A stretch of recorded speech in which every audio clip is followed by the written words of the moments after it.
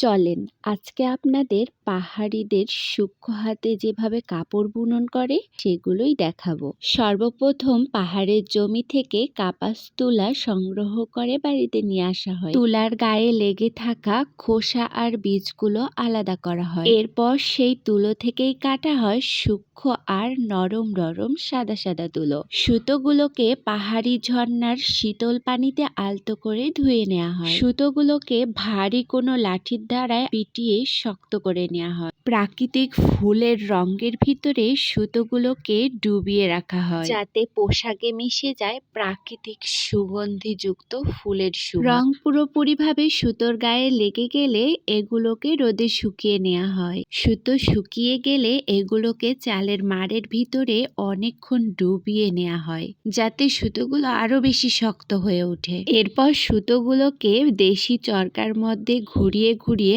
আরো বেশি মোটা আর শক্ত করে নেওয়া হয়। এরপর সুতোগুলোকে এক এক করে বাঁশের চরকার ভিতরে প্রবেশ করে তৈরি করা হয় নরম পোশাক।